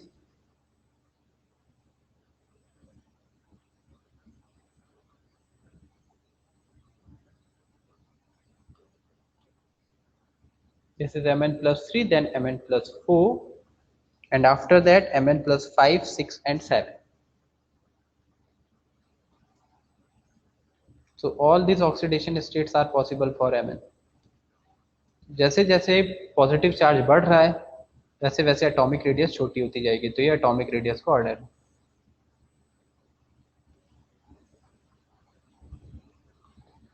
So note में ये first point था. इन case of cation जैसे जैसे पॉजिटिव चार्ज बढ़ेगा रेडियस छोटी होती जाएगी. सेम वही लॉजिक है जो अभी हमने डिस्कशन किया कैटायन के रिस्पेक्ट में. जैसे जैसे आप Mn से कंपेयर करो, चलो इसी एग्जांपल से मैं बताऊं, Mn में कितने टोटल इलेक्ट्रॉन प्रोटॉन सेम थे. अगले केस में Mn प्लस 2 मैंने बनाया, तो क्या किया मैंने, 2 इलेक्ट्रॉन निकाल दिए, 2 इलेक्ट्रॉन हटा दिए. जब मैं 2 इलेक्ट्रॉन कम कर दूंगा जबकि प्रोटॉन उतने ही हैं, तो अट्रैक्शन फोर्स और बढ़ जाएगा तो रेडियस और छोटी हो गई. फिर अगले केस में मैंने 3 इलेक्ट्रॉन निकाल दिए, प्रोटॉन उतने ही हैं, इलेक्ट्रॉन और कम कर दिया, तो अट्रैक्शन फोर्स और बढ़ जाएगा, जेड इफेक्टिव और बढ़ जाएगा, रेडियस और छोटी हो जाएगी क्योंकि प्रोटॉन और ज्यादा पुल करेगा. सिमिलर वे में आप कंटिन्यू कर सकते हैं. तो जैसे जैसे पॉजिटिव चार्ज बढ़ेगा नंबर ऑफ इलेक्ट्रॉन मतलब कम करते जा रहे हैं, जबकि प्रोटॉन सेम ही है, तो अट्रैक्शन फोर्स बढ़ता जाएगा जिसकी वजह से रेडियस छोटी होती जाएगी, साइज कॉन्ट्रैक्ट करता जाएगा. अब इस चीज को हम एक्सप्लेन करते हैं. सो एग्जांपल नोट कर लिया पहले सबने यहां तक नोटेड. लास्ट स्लाइड, ये लो लास्ट स्लाइड. नोट नहीं कर पाए थे क्या ये? उस दिन जल्दी नोट करो, फिर ये आप नोट नहीं कर पाए थे ये स्लाइड.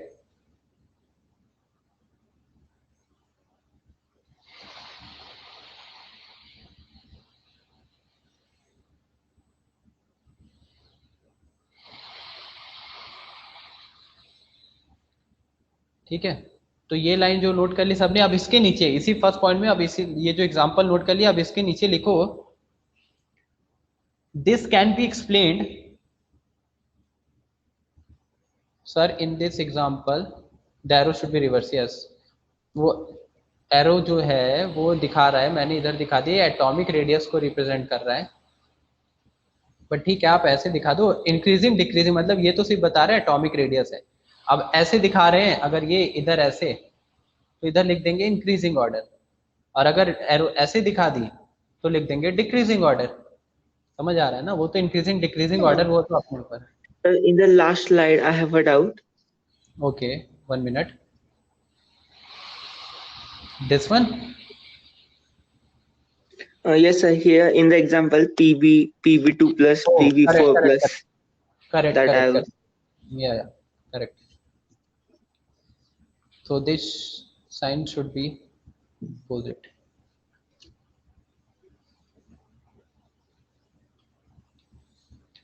है ना? ये देखो हमने ये गलती से लिख दिया था, पीबी साइज रेडियस का ये आएगा, तो एटॉमिक रेडियस का वेरिएशन ये आएगा. पेरेंट एटम की रेडियस बड़ी है देन ये है, तो साइन हमने उल्टा लिख दिया था, वो सब लोग करेक्ट कर लीजिएगा अगर सबने छाप लिया ऐसे ही तो.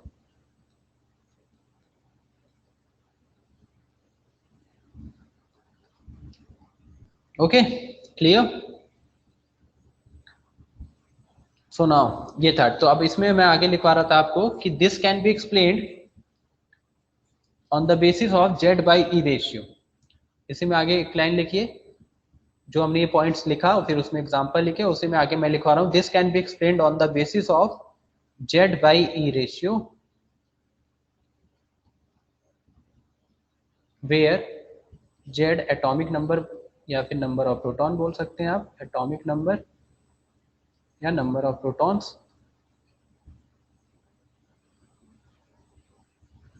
and E is representing the number of electrons. E is representing the number of electrons.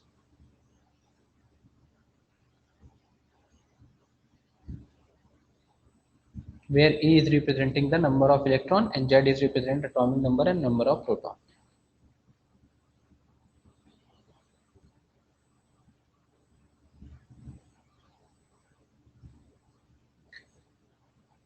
Noted?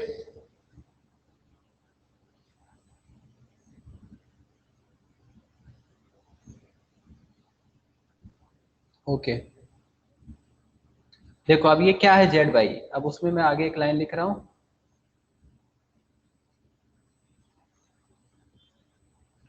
atomic radius is inversely proportional to Z/E ratio. ये Z/E रेशियो जो एक्चुअली कंसेप्ट वही है जो अभी हमने डिस्कशन किया था Z इफेक्टिव का, कि जब पॉजिटिव बनेगा निगेटिव बनेगा, इलेक्ट्रॉन जैसे चेंज होंगे उससे Z इफेक्टिव पे क्या फर्क पड़ेगा और रेडियस पे क्या फर्क पड़ेगा।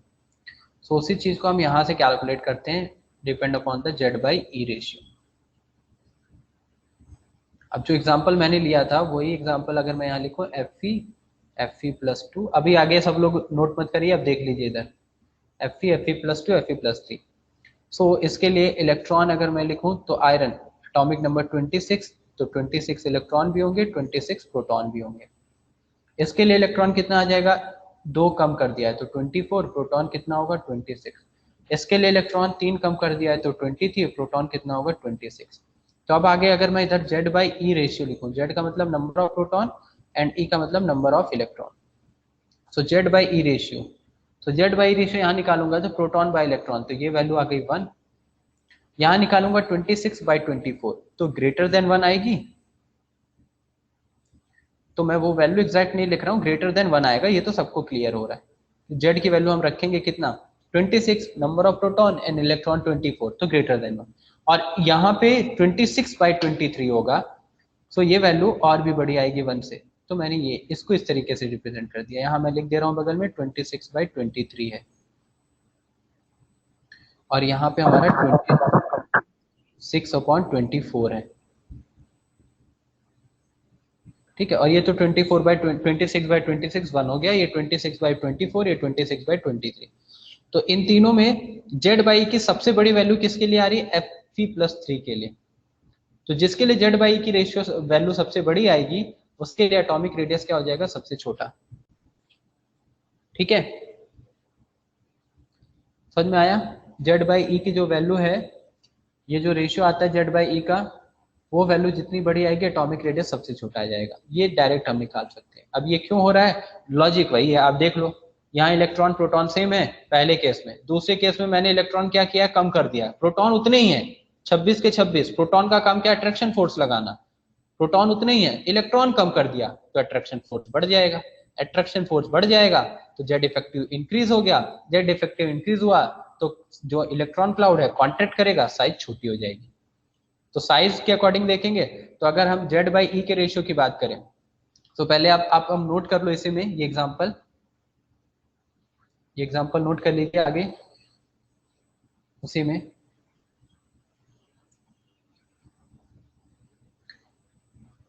तो Fe+2 एंड ये आ गया Fe+3। ये जो ऑर्डर आएगा ये तो आ जाएगा एटॉमिक रेडियस का, एटॉमिक रेडियस का। और Fe+2 Fe+3। तो बार बार जब पॉजिटिव कैटायन एनायन बनेगा तो लॉजिक क्या काम कर रहा है वो आपको समझ में आ गया, लेकिन क्वेश्चन करते टाइम हो सकता है आप कंफ्यूज हो जाए, या हो सकता है आपके पास इतना टाइम ना हो कि आप सोचे कि यार इलेक्ट्रॉन निकला तो इलेक्ट्रॉन कम हुए, प्रोटॉन उतने ही है, अट्रैक्शन फोर्स बढ़ा तो रेडियस कम होगी। तो इतना पूरा करने के बजाय सीधा आप Z/E रेशियो लगा सके और सीधा वैल्यू, जिसके Z/E की वैल्यू ज्यादा उसकी एटॉमिक रेडियस कम, जिसका जेड बाई की वैल्यू कम उसकी एटॉमिक रेडियस ज्यादा। सो ये आप तुरंत बता सकते हैं, वहीं से आपका ऑर्डर आ जाएगा। जेड बाई का जो भी ऑर्डर आएगा उसका अपोजिट एटॉमिक रेडियस का ऑर्डर आ जाएगा।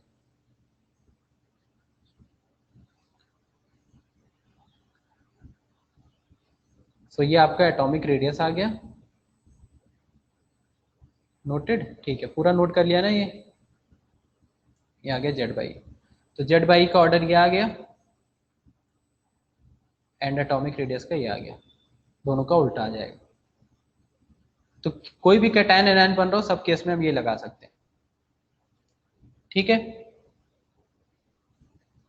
चलिए पहला पॉइंट हो गया, तो अब आगे इसी में सेकंड पॉइंट नोटेड, अच्छी बात है। देन सेकंड पॉइंट भी नोट में सेकंड पॉइंट लिख लीजिए, the size of the anions, the size of the anions, the size of the anions increases, the size of the anions increases with increase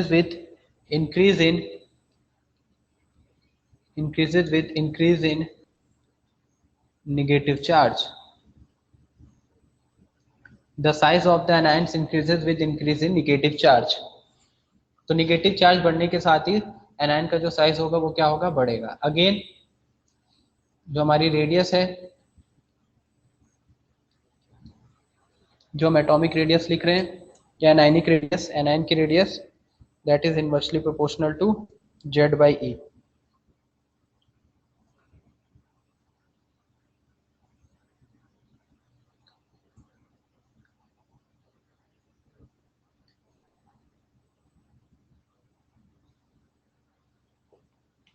तो यहाँ पे जो एटॉमिक रेडियस हम निकालेंगे दैट वो भी हमारी जेड बाई ई का इनवर्सली प्रोपोर्शनल हो जाएगा।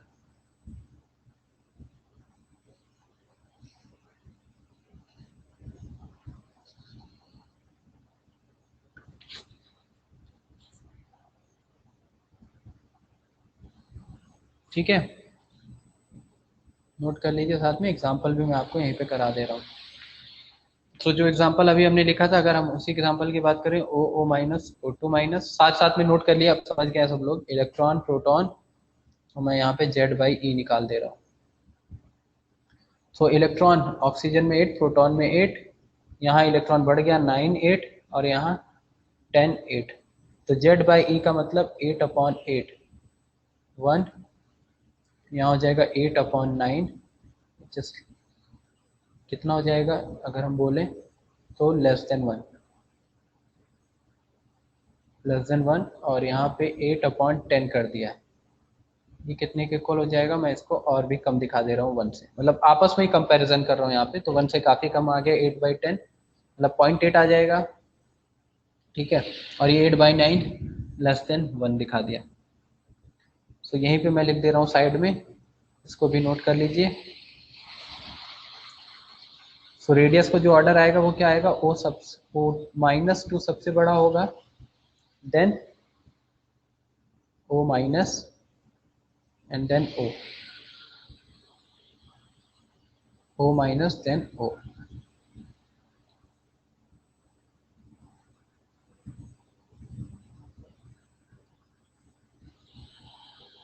ये आ गया रेडियस का ऑर्डर, एंड जेड इफेक्टिव या जेड बाई ई का जो रेशियो है वो क्या आ जाएगा, इसका अपोजिट आ जाएगा, जेड बाई ई का रेशियो।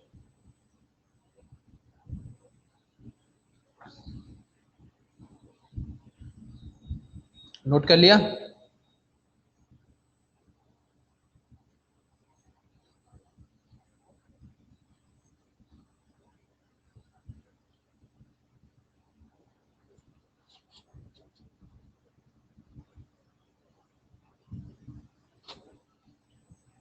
नोटेड, ओके, ठीक है, नोटेड। नेक्स्ट स्लाइड, और थर्ड पॉइंट की हम बात करते हैं। थर्ड पॉइंट पे लिखिए, इन case of iso electronic species, in case of isoelectronic iso electronic सबको पता है, सेम नंबर ऑफ इलेक्ट्रॉन्स। नहीं पता है तो यहीं पे ब्रैकेट में आगे लिख लीजिए सेम नंबर ऑफ इलेक्ट्रॉन्स, क्योंकि इसमें एक बैच ने एटॉमिक स्ट्रक्चर पढ़ रखा है, दूसरे बैच ने नहीं पढ़ा है। हालांकि आपने 10th क्लास में पढ़ा होगा बट नहीं पढ़ा है तो अभी लिख लो, in case of isoelectronic species bracket में same number of electron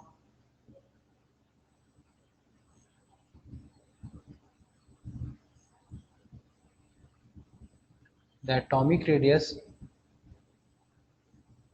increases with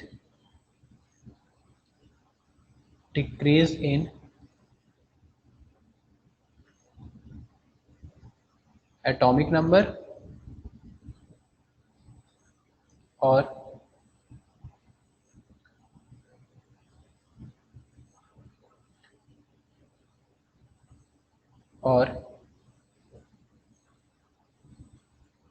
decrease with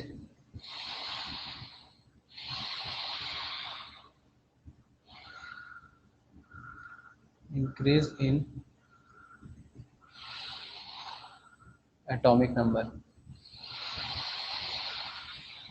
In case of isoelectronic species, same number of electron, the atomic radius increases,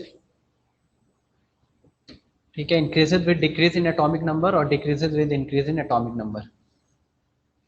हम यहाँ पे बोल सकते हैं atomic size या atomic radius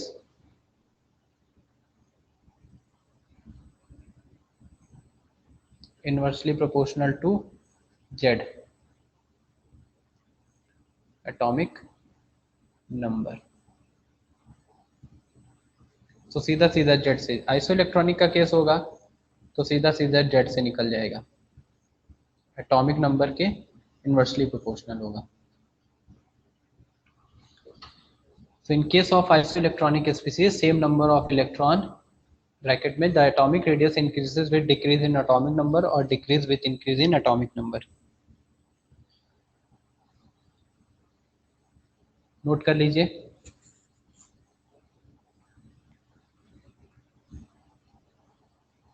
हो गया, एग्जाम्पल करें आगे। ओके, सो एग्जाम्पल में ले लिया N3 माइनस, फिर O2 minus, F minus, Ne, Na plus, Mg2 plus and Al3 plus. सारे आइसो इलेक्ट्रॉनिक हैं। नंबर ऑफ इलेक्ट्रॉन्स की अगर हम बात करें तो number of electron iso electronic में क्या होने चाहिए, सेम होने चाहिए। तो आइसो ये नाइट्रोजन है, नाइट्रोजन का एटॉमिक नंबर होता है 7, है ना। मैं जेड भी इधर लिख देता हूँ, पहले जेड लिख देता हूँ, तो एटॉमिक नंबर ये 7, ये 8, ये 9, ये 10, ये 11, ये 12 एंड ये 13। अब जब नंबर ऑफ इलेक्ट्रॉन देखूं तो पहले 7 थे, एटॉमिक नंबर 7 था, न्यूट्रल एटम में तो 7 इलेक्ट्रॉन रहेंगे, 3 माइनस लिखा है तो 3 इलेक्ट्रॉन गेन किया है, तो टोटल इलेक्ट्रॉन कितने हो गए 10। ऑक्सीजन का एटॉमिक नंबर 8, मतलब 8 इलेक्ट्रॉन रहे होंगे, 2 माइनस लिखा है, मतलब 2 इलेक्ट्रॉन गेन किया, तो कितने हो गए 10। फ्लोरीन ने 1 इलेक्ट्रॉन गेन किया, एटॉमिक नंबर 9, तो हो गया कितना टोटल 10 इलेक्ट्रॉन। नियॉन में ऑलरेडी 10 है। सोडियम में टोटल होंगे 11, क्योंकि एटॉमिक नंबर ये लिखा है 11, तो 1 इलेक्ट्रॉन हटा दिया तो कितने आए 10, 10 एंड 10। तो सबके केसेस में नंबर ऑफ इलेक्ट्रॉन क्या हो गया सेम, ये आइसो इलेक्ट्रॉनिक है। तो जब आइसो इलेक्ट्रॉनिक का एग्जांपल दिया जाए तो इनमें जो रेडियस का ऑर्डर आएगा वो किसके कैसे आएगा, inversely proportional to Z, atomic number. तो एटॉमिक नंबर जिसका सबसे बड़ा उसकी रेडियस सबसे छोटी, तो सबसे बड़ा रेडियस, सबसे बड़ा एटॉमिक नंबर Al का है, तो जो रेडियस का ऑर्डर आ जाएगा वो Al3 प्लस के लिए सबसे छोटा आएगा, then Mg2 plus, then Na plus, then Ne, then F minus, then O2 minus, and then N3 minus. This is F minus.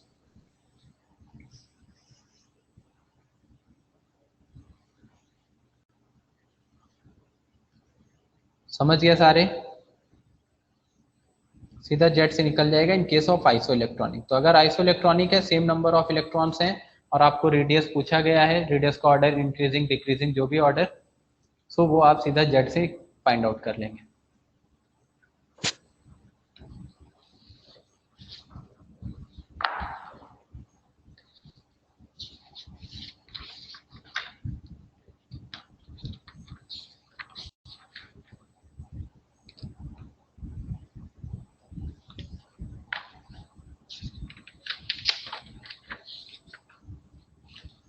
चलो अंडरस्टूड, ठीक है, हो गया, अच्छी बात है। क्वेश्चन दे रहा हूं एक, मैं क्वेश्चन लिखिए।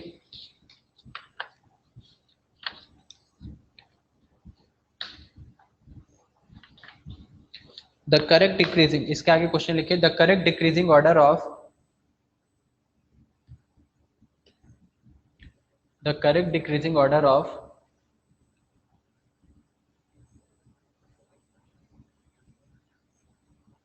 the correct decreasing order of atomic size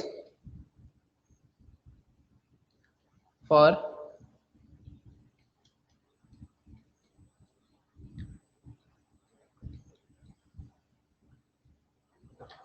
the correct decreasing order of atomic size for the following species या for K plus Cl minus S2 minus Ca2 plus, बताओ क्या आएगा इसके लिए।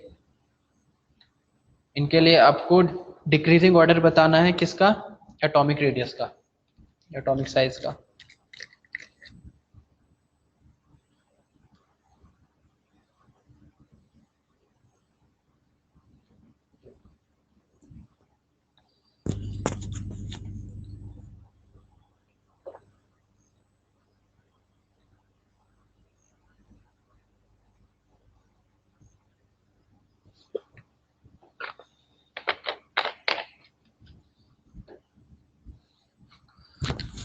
आए किसी का? तो ये सारे के सारे कैसे हैं, K plus Cl minus S2 minus and Ca2 plus। Atomic number अगर Z देखें तो potassium 19, chlorine 17, sulphur 16, calcium 20, and number of electrons यहाँ पे 18, एक कम हुआ, यहाँ एक गेन हुआ 18, यहाँ भी 18, यहाँ भी 18, सब में नंबर ऑफ इलेक्ट्रॉन सेम आ गए, तो सीधा सीधा एटॉमिक साइज या एटॉमिक रेडियस जो होगी, एटॉमिक साइज भी, क्योंकि एटॉमिक रेडियस जैसे बदलेगा वैसे साइज बदलेगा, इनवर्सली प्रोपोर्शनल टू जेड। सो ये वैल्यूज अगर हम उठा के रख दें यहाँ पे, तो सबसे बड़ा जेड किसका है, Ca2 प्लस का, तो इसकी रेडियस सबसे छोटी आ जाएगी, तो Ca2 प्लस, देन उसके बाद Ca, देन K, साक्षी का आंसर है K, then Cl, then S, ये 2 minus, this is Cl minus, this is K plus, ये एटॉमिक साइज का ऑर्डर आ जाएगा।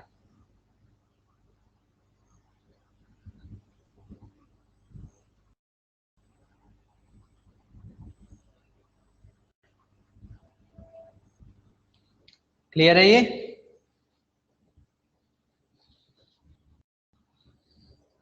ठीक है, सो ये एटॉमिक रेडियस हमने पढ़ लिया, हमने कोवेलेंट रेडियस पढ़ा था कल, उस पे कुछ क्वेश्चन किए थे कल, और आज एक दो क्वेश्चन किए। उसके बाद हमने क्या पढ़ा, वंडर बॉल रेडियस पढ़ा, उसके बाद हमने पढ़ा मेटालिक रेडियस, एंड देन उसके बाद आयनिक रेडियस। आयनिक रेडियस में कैटायन और एनायन की रेडियस कैसे चेंज होती है वो देखा। अब इसमें जो पॉइंट है एक ये, जो अभी हमने डिस्कशन किया कि ये जेड पे डिपेंड करता है, किस केस में, आइसो इलेक्ट्रॉनिक के केस में जेड पे डिपेंड करता है। तो कैसे जेड पे डिपेंड करता है, क्या वो कोई बता सकता है? जेड बाई ई के रिलेशन से, या जेड पे क्यों डिपेंड कर रहा है?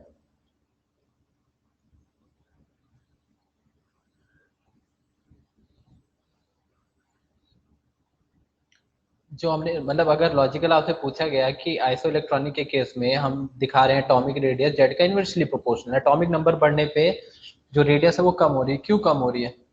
तो लॉजिक कुछ बताना पड़ेगा ना कि इफेक्टिव न्यूक्लियर चार्ज पे क्या फर्क पड़ रहा होगा, इलेक्ट्रॉन क्लाउड एक्सपेंड कर रहा है या क्या कर रहा है, उस केस में क्या हो रहा होगा। तो देखो जैसे हमने जेड बाई ई का रिलेशन निकाला था ना, वो मैं भी समझा देता हूँ, इधर सुन लीजिए सब लोग, नोट नहीं करना उसको, बस मैं ऐसे समझा दे रहा हूँ। अगर रेडियस हम बात कर रहे हैं इस केस में, या हम साइज की बात कर रहे हैं, ठीक है, सो उस केस में आइसो इलेक्ट्रॉनिक के केस में हमने लिखा है जेड, जबकि नॉर्मल केसेस में जो हम साइज या एटॉमिक रेडियस देख रहे हैं वो हम क्या बोलते हैं, जेड बाई ई, इस पे डिपेंड करता है। अब आइसो इलेक्ट्रॉनिक का जब केस आएगा, आइसो इलेक्ट्रॉनिक का जब केस आएगा, आइसो इलेक्ट्रॉनिक का मतलब सेम नंबर ऑफ इलेक्ट्रॉन्स, तो जब सेम नंबर ऑफ इलेक्ट्रॉन्स होंगे तो ये ई की वैल्यू तो सबके लिए सेम हो जाएगी, क्योंकि ई क्या रिप्रेजेंट करता है, ये नीचे वाला जेड बाई ई में, ये ई रिप्रेजेंट करता है नंबर ऑफ इलेक्ट्रॉन्स। और आइसो इलेक्ट्रॉनिक में जो भी क्वेश्चन दिया गया, मान लो आपको दिया गया A B C D E, 5 isoelectronic है, तो सबके लिए जो ई होगा नंबर ऑफ इलेक्ट्रॉन वो तो सेम हो गया, तो साइज जो होगा वो ई पे डिपेंड ही नहीं कर पाएगा, क्योंकि सबके लिए तो सेम है। तो साइज केवल किस पे डिपेंड करेगा, जेड पे।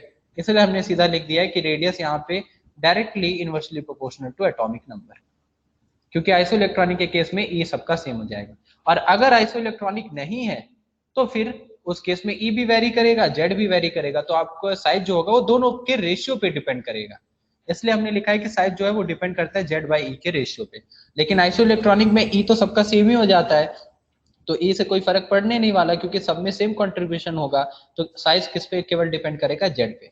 तो ऐसा नहीं है कि आइसोइलेक्ट्रॉनिक के लिए आप जेड बाई ई नहीं लगा सकते, तो कोई इसमें कंफ्यूज नहीं होगा। अगर किसी ऑप्शन में ये मिल गया कि इन केस ऑफ आइसोइलेक्ट्रॉनिक, अगर कहीं ये क्वेश्चन मिल गया कि in case of isoelectronic we can calculate the size by Z by E ratio, तो कोई अगर ये ऑप्शन है तो ये नहीं कि ऑप्शन गलत है। तो को सब ये ना बोलने लगे कि सर हमने तो ये पढ़ा है कि आइसोइलेक्ट्रॉनिक के केस में ये तो केवल जेड पे डिपेंड करता है। वो करेक्ट है, जेड पे डिपेंड करता है, लेकिन इसका मतलब ये नहीं कि जेड बाई ई रेशियो वाला लॉजिक लगाएंगे तो गलत होगा। समझ रहे हो क्या बोल रहा हूं मैं? वो डिपेंड करता है कैसा क्वेश्चन पूछा गया है। अगर ऑप्शन में आपको 4 ऑप्शन दिए गए, 4 ऑप्शन में ये बोल रहा है कि atomic size inversely proportional to Z, तो आप इसको टिक करेंगे। लेकिन अगर आपको 4 ऑप्शन ऐसे दिए गए जिसमें ये इनवर्सली प्रोपोर्शनल जेड का ऑप्शन ही नहीं है और एक ऑप्शन है जेड बाई ई, तो आप इस आंसर को टिक करोगे, क्योंकि जेड बाई ई भी वही लग रहा है, दोनों सेम फॉर्मूला है। बट होता क्या है कि आइसोइलेक्ट्रॉनिक में ई का कोई रोल नहीं रह जाता, इसलिए हम केवल बोलते हैं कि inversely proportional to Z.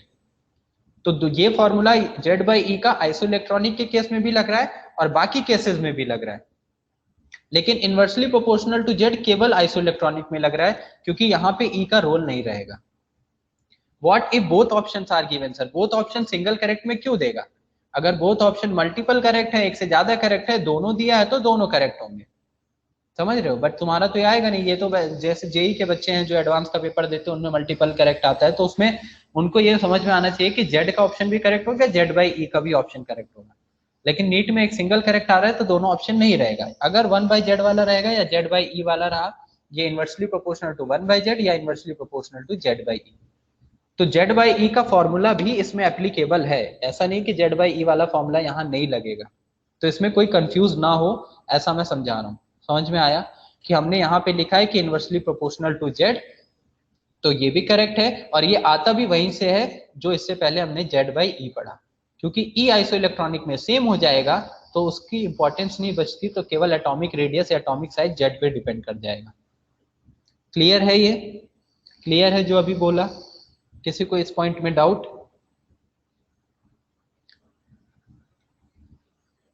Okay clear, ठीक है, वेरी गुड, ठीक है, क्लियर है तो अच्छी बात है। चलिए फिर हम लोग अब क्लास खत्म करते हैं, नेक्स्ट क्लास में मिलेंगे। और सिलेबस के लिए, एग्जाम के लिए मैंने डाल दिया है ग्रुप पे, आपका एटॉमिक स्ट्रक्चर रहेगा, पीरियोडिक प्रॉपर्टीज रहेगा, और सॉरी एटॉमिक स्ट्रक्चर मतलब मैं के बैच की बात कर रहा हूँ, क्योंकि दोनों बैचेस ने यहाँ पे पढ़ा नहीं है। तो फॉर के बैच एटॉमिक स्ट्रक्चर है, पीरियोडिक प्रॉपर्टी जो इस सैटरडे तक यानी कल तक हम लोग कंप्लीट करेंगे, और साथ में उससे बस एटॉमिक स्ट्रक्चर पीरियोडिक प्रॉपर्टी है ना, हाँ बस इतना ही है। एंड फॉर आर बैच के लिए एटॉमिक स्ट्रक्चर पढ़ा नहीं है, इसलिए उनका हमने डाला हुआ है मोल कंसेप्ट, साथ में क्वांटम नंबर्स उन्होंने पढ़ा था 3 से 4 क्लास में, तो क्वांटम नंबर्स रहेगा, और साथ में पीरियोडिक प्रॉपर्टी जो कल सैटरडे तक फिनिश होगा। ठीक है, सो ये सिलेबस रहेगा आपके एग्जाम के लिए। ओके, फिर कल की क्लास में मिलते हैं। Thank you.